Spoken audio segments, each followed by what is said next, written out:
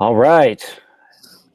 Welcome to the next episode of the French Toast Night podcast. We're going to call this episode 13.5. This is not episode 14 because for it to be episode 14 would mean we need to have a quorum. And we don't. I'm Kevin Moses, and I'm joined just this time by only Paul Witt. Paul, how are you? Hey, Kevin. I'm doing well. Good afternoon. Good to see you. Yes. Good to see you. It's like that hat, you don't want to have one more full piece of French toast because that would look bad. It would sound bad that you had four. So instead, we cut it in half, and that way it's just a half a piece. Although you actually know you're going to come back and get the rest of it later. But it appeases your conscience just for a few minutes. And so that's what this is all about. It's been so long. We're just coming back and getting this half piece. We're going to leave it here for a second, but it's going to be a podcast whether you want to or not. And see, the analogy I was thinking of was that I feel like I'm starving to death, but this little piece will keep me alive. It'll sustain me for another week or two. Oh, that's good. It's not the real thing. It's not like a full meal. It's not. I agree. Yeah, it's not super nutritious, maybe, but if just enough calories to sustain me. If for those of you who listen, we actually talk about recording multiple times each week. We're trying to fit times and dates and family schedules or work schedules or commitment. It's nuts that we can't get three of us together in the past 2 weeks, and I don't think it's going to get much better over the summer, but we'll do the best we can to make sure you don't unsubscribe. And when you're purging your podcast list, you go, I guess that's over. No, we're still here. We're just trying to find each other. On the podcast app, at least on the one I use, if you don't listen to episodes of a podcast for a while, it goes like inactive. Yes. I think ours might go inactive because we haven't posted anything in a while. Well, I don't know if we use the same one. Do you use Overcast? No, I use the generic iPhone one. Okay, I use the Overcast. But and if you're watching, you can see it. It has moved down below this gray line because there's not been any new podcasts. So you have all these, and then there it is, all lonely on the bottom. So it's pretty funny. Yeah. So episode 13.5 is going to change that. We're going to change that. Yeah, bump it right up above the gray line, man. That's going to be awesome. That's right. And I echo what you said. I echo your echo in that I think we've spent more time as a group. The five of us have spent more time in the last 2 weeks trying to record than you and I are actually going to spend recording. Right now. For sure. Yeah. And that's the problem too, is that even our responses, the plea to put out, can we record? I still think there's two people we haven't heard back from yet at all. So in the past 48 hours. So, and if you're listening, then please check Boxer or check your group text message. I'm not going to call out names. I don't want to throw anybody on the bus. We're not like that. That's not how we roll. We're really close friends. If you're listening right now, just, hey, jump in. That's right. Check your text message. There is a Google link. Well, I guess the door's locked now since we're recording. So yeah. Next time. But, we'll see what happens over the course of the summer with this podcast. There may be opportunities where a few of us might even be together and might record short video segments that we would post, maybe not as episodes, but maybe to the Facebook group. Yeah. So if you listen and you're not a member of the French Toast Night podcast Facebook group, please join the group because you might get some bonus material. I should probably check on that when we get done. Make sure that hasn't been moved to the inactive list by Facebook either. So That's right. That's right. Well, we have a few topics today I want to bring to our attention. The first one is regarding this time of year, summer, and it's a popular thing, especially I believe in the Christian world, to create summer reading lists. And so you can find, of course, these celebrity pastors and celebrity authors in Christendom who will post lists of books that either they are planning to read, they just read, they think I should read, et cetera, et cetera. But we don't believe in literacy, and especially not over the summer. No. So my question for you, Paul, is what book are you not going to read this summer? I do care about which books you do read, but that's a different question for a different time. I want to know which books you are not going to read this summer. Oh man, I don't know if I have a list of titles that I'm not going to read, but I can tell you this: I will not read any books about the subject of the family or a father and his daughter's relationship because it has been 10 months since I've seen my daughter. And as you and I were discussing before we came on the air, it doesn't look like we are going to be able to see her until maybe Christmas at the earlier. So that'll be pushing that into somewhere around 15 or 16 months. So I am a sentimental jerk as it is. And so I won't be listening to the song Cinderella. Aaron, that's for you. And I won't be reading any books about the family and the love of a family and the love of a father for his daughter. I can't do it. So, and Emily listens to this, by the way. So, and she's a very faithful listener, and she's one of the ones that is always asking, "When's the next podcast? When's the next podcast?" So we communicate daily almost. We communicate almost daily through Voxer and all that. But I won't be reading anything about the family. So yeah. Maybe we should have Emily as a. That's right. Maybe we should have Emily on as a guest. Oh, she could join us live as she commutes on the train or something. That'd be fun. But wouldn't we'd have to record at like 3 a.m. or something, right? No, we could do we could record one night while it's exactly a 12-hour difference. So okay. 8 or 9 o'clock at night is actually a good time for us to talk while she's on her way, because they get free data. It's the opposite there of what their minutes, their talk minutes on a phone are limited, but data is unlimited. So wow, I know. So that's where all of America's data is going. It's all stored up there, and we're getting all their minutes. And we get all their minutes because nobody's using them. Oh, interesting. What you have? Yeah, if I can answer topic or what? If I can answer my own question, you should. First of all, I'm going to stand in solidarity with you and not read any family books, because I've made a vow that the next family book I read is going to be the one that you write. Pretty soon, this French Toast Night podcast media venture will branch into the publishing world with Paul's book yet to be titled on the family. Parenting thoughts. Yes. Thursday morning thoughts. Parenting calendar thoughts from Ingalls parking lot. That's right. That's right. If you don't know those references, you need to go back and listen to previous episodes of this podcast. Yes, very first one, I think. That's right. So I'm not going to read any family books until yours comes out. Another book I'm not going to read this summer is, I kind of took this question, one way. I'm not going to read it because I already read it. I just read it. Oh. And I want to talk about it for just a moment. It's this book. Oh, yeah. I've heard you talk about that. Yes. So for those of you who are listening and not watching, I have to tell you the title. It's titled Hillbilly Elegy, written by J.D. Vance. As is typical for my life, I'm about a year behind the times. And so I think it was about a year ago that this book was very popular, and I just finished reading it. The reason I'm not going to read it, number one, I just read it. Number two,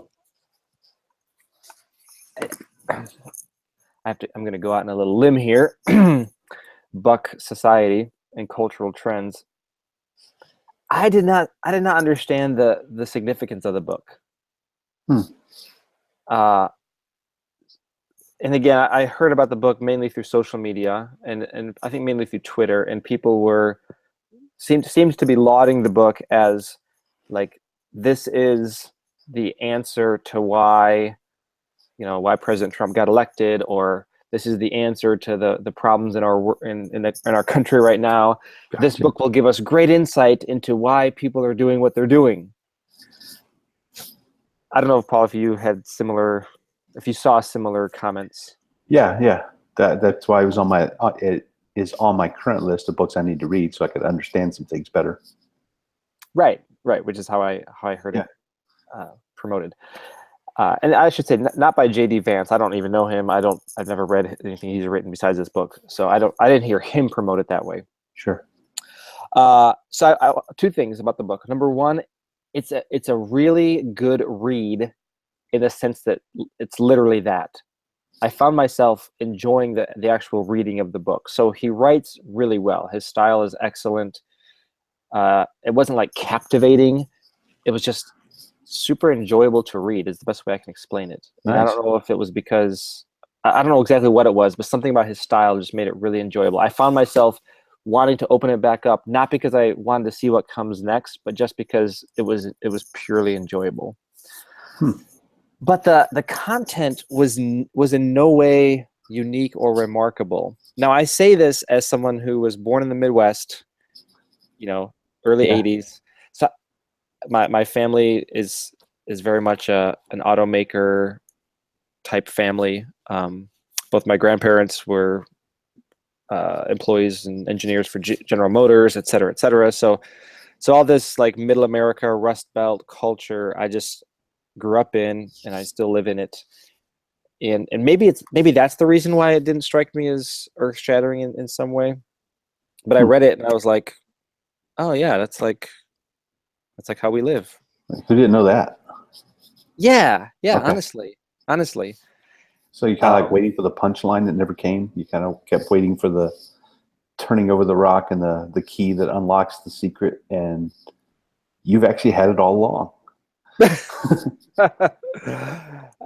Maybe. No, yeah, I was waiting for the moment of like, oh, this is it, and it just never came. It was like, oh yeah, that's what life is like. Interesting. Yeah. So maybe I need to read a book that's the antithesis of it, that talks about like someone growing up in Manhattan or something, and kind of like that lifestyle, and maybe, I gotcha. yeah. So should I read it then? Do you think it would help me? Knowing what you've told me about your background, I don't know that you're going to find a lot, again, new as far as lifestyle, but it really is enjoyable. It really is. Okay. So if you're looking for like a vacation read, it's not going to take you long to read it. Just like really enjoyable. Yeah. Well, that's good to know. Have you gotten Ben Sass's book that's been applauded? Ask. I just received it in the mail yesterday. Yeah, I'd like to read that one. Yeah, me too. Although I feel like I've listened to him enough over the last 2 months talk about his book. It's a compilation of all his tweets from the last year. And I've listened to him do interviews about his book, and I feel like maybe it's just gonna be the same. But I am planning to read. That's on my to-read list, not my not to-read list. Another one I would like to read is Unscripted by Ernie Johnson Jr. I'm not familiar with it. The Unpredictable Moments That Make Life Extraordinary. Ernie Johnson Jr., the co-host of the NBA on TNT show, the studio show. Yeah. But he's a pretty phenomenal person, very high character. I really believe he knows Christ intimately, and it really permeates so much of who he is. So, but he's done some pretty extraordinary things in his life, and some really hard situations in his life as well. But including cancer, including a special needs child who's now an adult in their home that has to be cared for 24/7.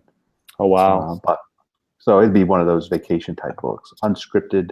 The Unpredictable Moments That Make Life Extraordinary. That's the name of the book that I would like to add to my summer list. Yeah, if we start talking about books I'd like to read, it's going to be a long podcast. Yeah, that's true. That's a good point. Maybe when you're done with Unscripted and I'm done with Ben Sass's book, we'll do like a trade. Yeah, bring it to me. Yeah, bring it. Meet me in Kentucky and let's swap them. It's way cheaper to do that than to ship them to each other. True. I will share this. I saw a book. I've seen it recommended for quite a while, and so it's a topic that I don't know a lot about, and I thought I should probably at least read one book about this topic. It does interest me, so I bought it without really looking at how long it was, and so the book is titled "The Warmth of Other Suns," and it's the epic story of America's Great Migration.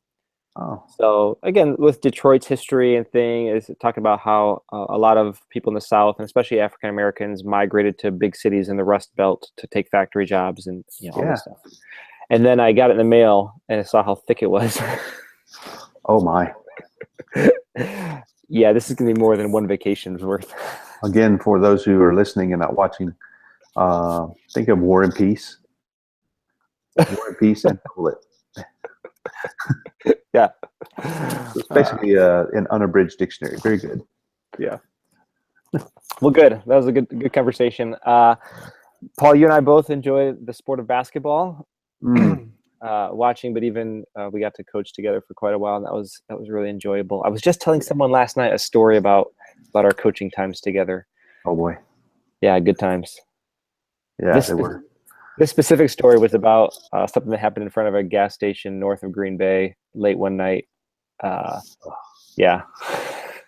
We'll save that for another time. It's a sermon illustration too. Yep. But speaking of basketball, just recently the NBA Finals finished. Yeah. And so the Golden State Warriors defeated the Cleveland Cavaliers 4-1. Cavaliers led by LeBron James, Warriors led by Kevin Durant. And without giving our listeners a bunch of background, because you all can Google it if you aren't into basketball, did the last 2 weeks, or maybe even we could go further in the playoffs this year, did it change your perspective of either LeBron or Durant? Just the way you view them as players, even maybe how much you appreciate them as players. Did it change your perspective on either of those guys? Yeah, that's a good question. For full disclosure's sake, I do cheer for Golden State, and I mean, I've been a fan for at least 3 years now. So longer than you've been a fan of the Predators. Longer than I've been a fan. Almost as long. That was intentional. That was an intentional joke right. that was going on Twitter with a couple of other sports writers. But but no, I've always kind of chosen my NBA teams just based on individual players and or styles of play. So that's why it's easy for me as a kid to be a Celtics fan because of Larry Bird and the Celtics and watching Larry Bird at Indiana State. So I did start enjoying watching Golden State 4 or 5 years ago because I love the way they pass the ball. I love 30, 35 assists a night. So anyway, I'm not saying I'm a huge fan. I don't think I own any paraphernalia, no T-shirts, no hats, no nothing. But if they're on, I could try to watch it, or I'll certainly try to catch highlights because, again, I'm a big fan of sharing the basketball. So full disclosure, I think my perception of both of them actually changed to a degree. How so? Well, with LeBron, in many ways, my appreciation for his game on the court and all that, I think it just still went higher, which is kind of hard to do because he's just, in my opinion, he's by far the best player on the planet. And I think he just proves it. He tries to put a team on his shoulders, and he leads them in minutes played. He's the best defensive player on the team. He obviously leads them in scoring, rebounds, assists. He does about everything he can do. And I just don't see him taking plays off. It's impressive to watch how much he puts into a game. But I'll also say that off the court, in thinking about it, I dinged him a little bit because it does seem like, I don't know if he's gotten complacent about where he's at or what, but it doesn't seem like losing is actually bothering him that much. And I don't know if it's just a facade because he doesn't want to show weakness. But a couple of his comments of, well, I did all I could, which is a fact. He has done all he could. But almost to the point of, I wish everybody else had done all they could and maybe we would be winning. And again, this is all trying to read somebody's mind. But he did make several statements of, I have no regrets. I did all I could. I played the best I could. And I think he did. But I don't know if that's what you say at that time. I still would rather win. Even if I want to play the best I can, but I want us to win. I want to be a champion, is my opinion. So it's kind of interesting. I wonder if his mindset is kind of changing a little bit now, where he's content by his legacy because that's secure. And he's still playing great, but if he's too content about his legacy, that winning the championships or losing championships aren't going to bother him as much. So we'll have to see. With Durant, go ahead. I'm sorry. Just to follow up with LeBron there, and this, of course, not just LeBron, but so LeBron has 3 titles. Is that correct? Yes, he's won 3 championships. 2 with Miami and 1 with Cleveland last year. Right. So he has that accomplishment, even though he's lost 5 NBA finals, which social media reminds me of almost incessantly. I hear people say, when you get to a certain stage in your career, it's less, especially if you've already won a championship, it's less about winning another one and more about playing on the right kind of team, having the right kind of teammates, kind of enjoying the game. And I wonder, I don't know if you have any perspective on this, but I wonder if maybe he's getting to that point, or if you hear that type of comment and you think, that's kind of a cop out. You got to want to win, and you're not saying he doesn't want to win, but right. I wonder if after 3 championships and 8 finals appearances, he's looking at a team around him and going, man, we did what we could, we did the best we could, enjoyed the season.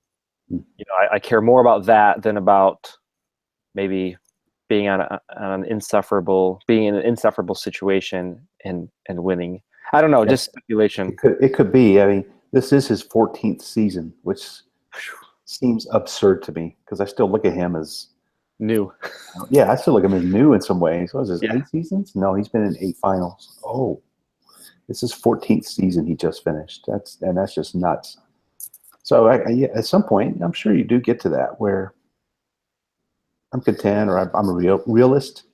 But at the same time, when I think of Michael Jordan, I don't know if I ever saw Michael content, into his last shot. And I think he was always fighting. He wanted to win pretty badly. I know LeBron does too, but I don't know. It's just an interesting thing. I appreciated the way he handled the press conference. I appreciate him showing up.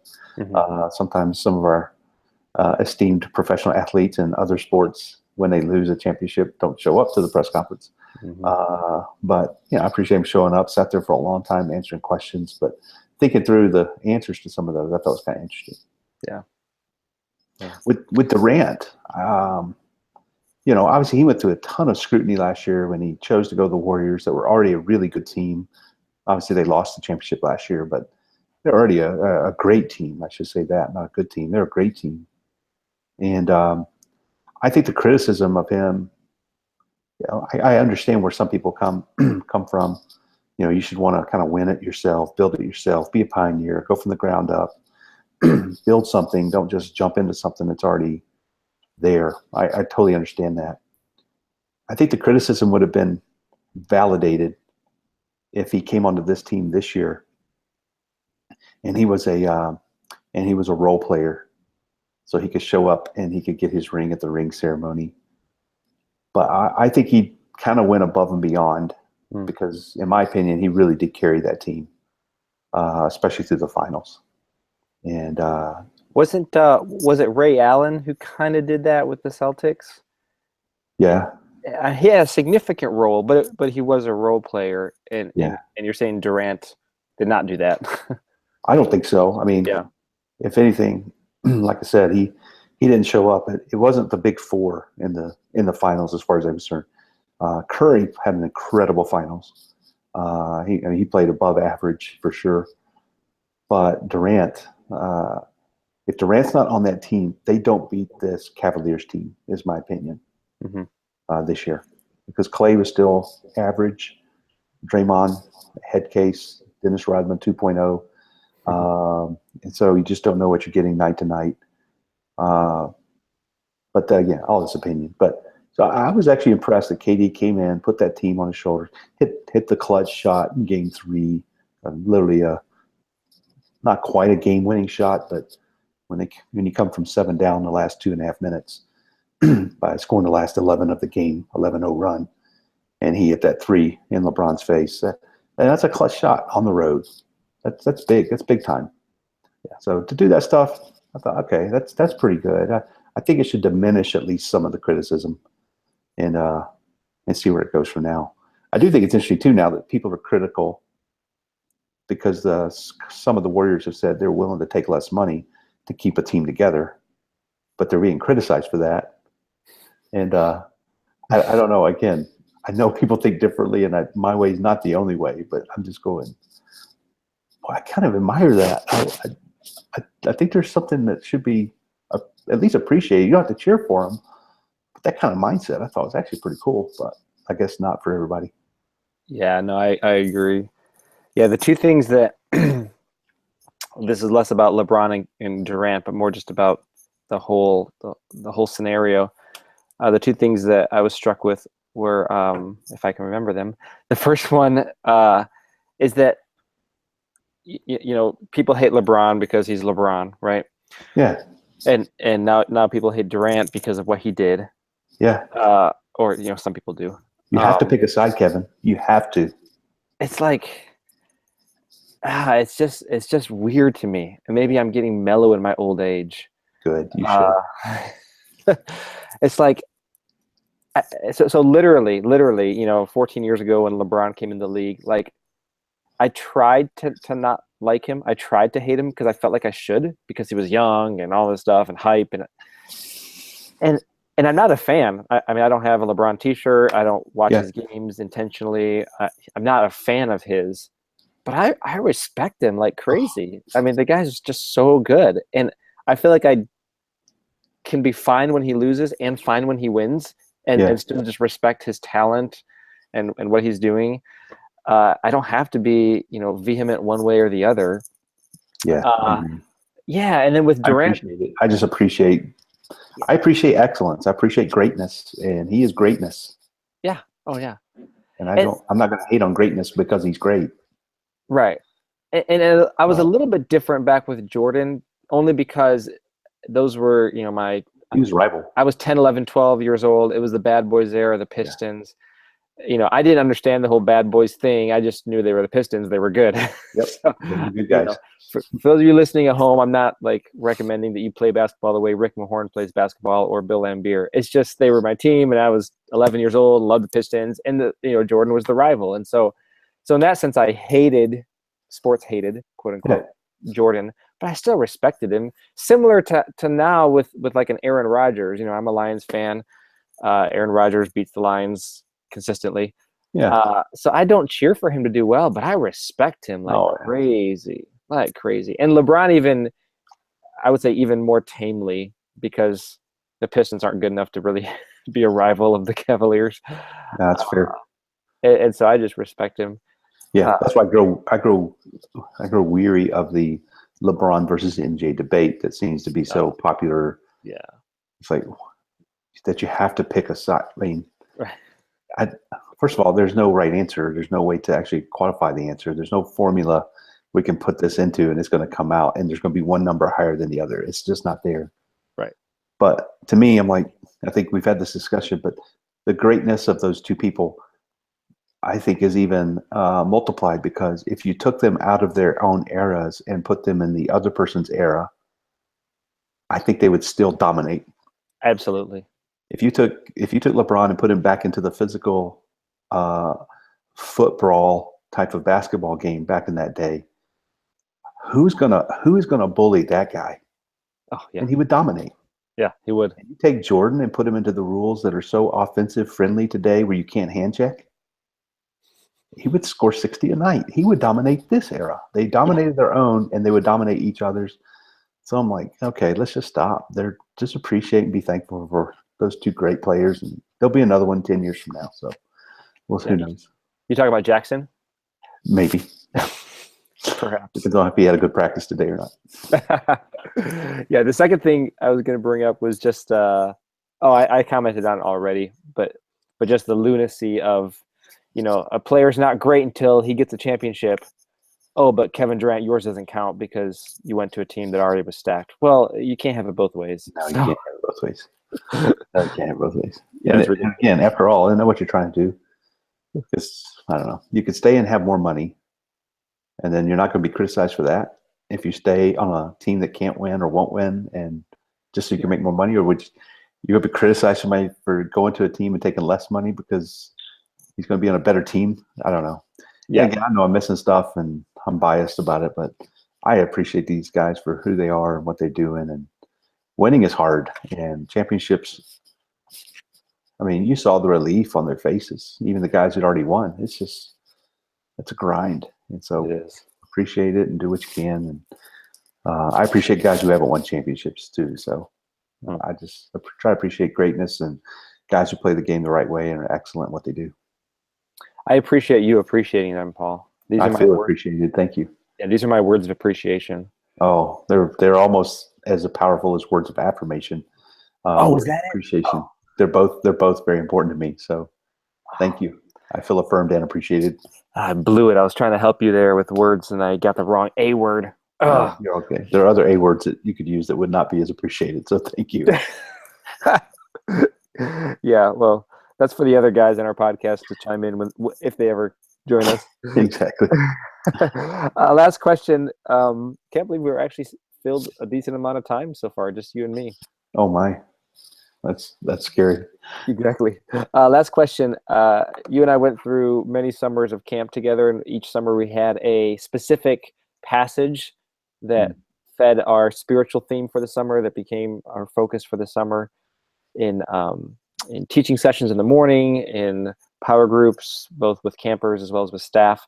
And so we've looked together, you and I, but then also, of course, many hundreds of other staff members at some specific passages in the New Testament. And I'm wondering, now that we are a few years removed from that context, which passage do you find yourself going back to maybe more than any other? It doesn't mean it's your favorite passage necessarily, but just which one seems to come up, whether you're teaching, working with other people, just in your own life. And since I've let you answer the first two first, do you mind if I answer this one first? Yeah, let somebody else answer first this time. I appreciate it. Thanks. Plus, I just know these things. I'm sure we'll answer the same way. I know we will. And I'll change my answer just to be sure that we don't. Okay, good. Because I have two answers. I'll only say one, just in case the other, so there are two that are pretty much tied for me, but I'll pick one, and I'm going to pick Hebrews 12. Yeah, I know. For whatever reason, in my interaction with people in our church here now, in my interaction with friends that aren't part of our church but are different parts of the country, in my own life, in my teaching ministry, it just seems like the things that we learned that summer, really from the whole book of Hebrews, but specifically chapter 12, just come up over and over and over again. And the idea of a faith-fueled pursuit. So a dependency that leads us to discipline or leads us to that running. The idea of discipline being good for us and us as God's children, him shaping us as his children and him sending things into our life to make us more holy. Just those concepts come up over and over again. And then really with the whole book of Hebrews, just the idea of why the Bible gives us warnings, a lot in Hebrews, but other books as well. And the need for, as our friend Will Galkin would say, the need for salt and pepper, the need for passages that preserve us and that comfort us with God's keeping us, and the need for passages that push us to persevere, and the need for us to run the race and strive and toil and all these things, and just the dynamic of both of those things that are needed in the Christian life, as illustrated by the warning passages, I think really well. So that one just comes up, man. It probably comes up at least once a week in my talking or teaching with someone else, much less in my own minds. So Hebrews 12. I would totally agree. That would be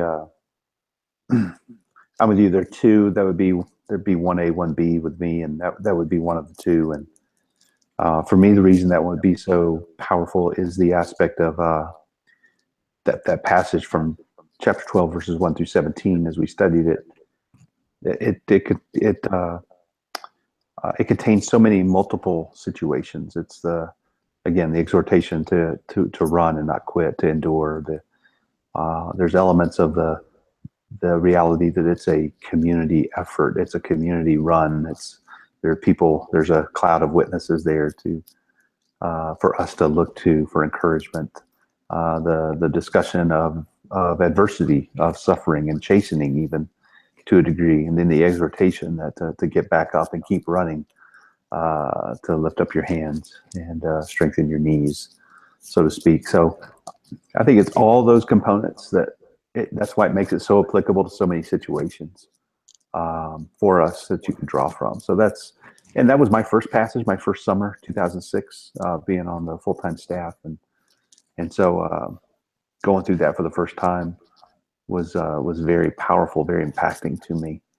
And so that's so. That was 2006. Yeah, the first time we did Hebrews 12 was 2006. Was the first time. Yeah, and so then we did it again in 12.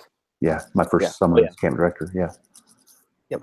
So that one's there. So I'll choose my other child. Which child do I love more? Is Colossians 3, seeking things above. And I think for that one, it's just the powerful principle of the sufficiency and the supremacy of Christ that applies to almost anything that I could come across. That I'm constantly reminding myself of that, and I'm constantly reminding others who are discouraged or struggling or questioning that Christ is supreme and that He is sufficient. And obviously, most of that is in chapters 1 and 2, and the setup to when you get to chapter 3, and the need for disciplining your mind and setting it on the truths about who Christ is. But those elements that He is supreme and He is sufficient are to me a great foundational truths for us. The kind of truths that you need to be speaking to yourself and speaking to others, and meditating on in order to diminish the lies of your flesh and diminish the lies of this world system, that He is not enough and that He has forgotten you, or that He's not competent to help you endure. But no, He is supreme and He is sufficient.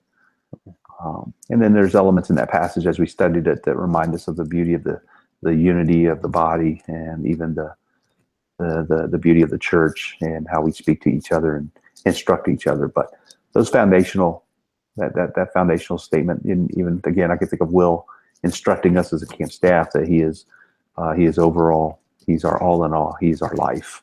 Mm-hmm. And if you do nothing more than think about that truth every hour, and remind yourself of that every hour, and find somebody else to remind them that, you're actually going to do pretty good if you really start believing that and relying on that, resting in that. It's going to encourage your heart. That's good. That's good. Of course, there are 4 other passages we didn't mention. Yeah, at least. Yeah, maybe. Yeah. We'll have to do a fact check here and figure that out. What was your other? What was your other 1B, or so to speak? Yeah, it was actually going to be 1 John 4. Oh, okay, yeah. And what's interesting is that when we went through 1 John 4, which I think we went through twice when we were there, maybe just once. Once while I was here, but maybe just once. The mind is a terrible thing to waste. Philippians twice while I was there, Colossians twice while I was there, and Hebrews twice while I was there. That's while I was there. You know what? Yeah, and I think 2015 we did 1 John 4. You're probably right. In fact, we did, for the shortened summer. We did, because I ended up teaching it.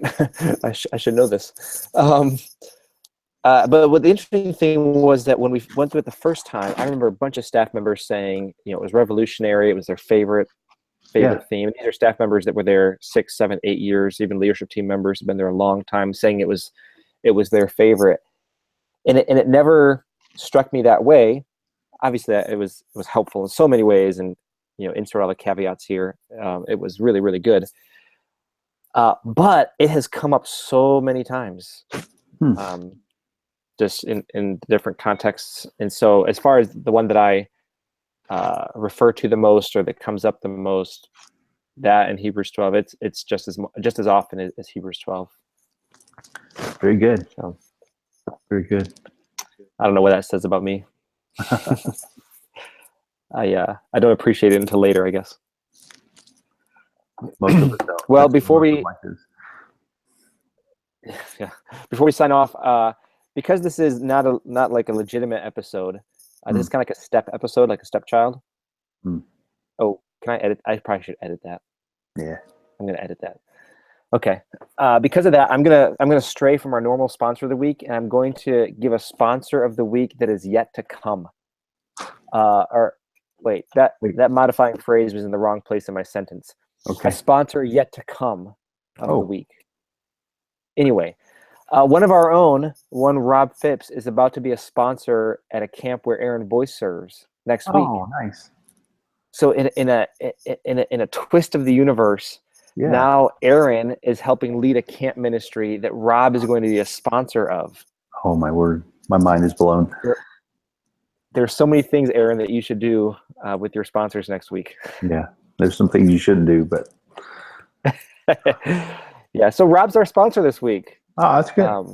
Now, wasn't Rob wouldn't he be considered a sponsor even in the past as well, when he was the youth director at Grace and they had teens that came, and obviously he didn't get to spend time with them, or I'm sure he took a free drink from the daily grind, but this I understand what you're saying. This is good. This is a preemptive sponsoring.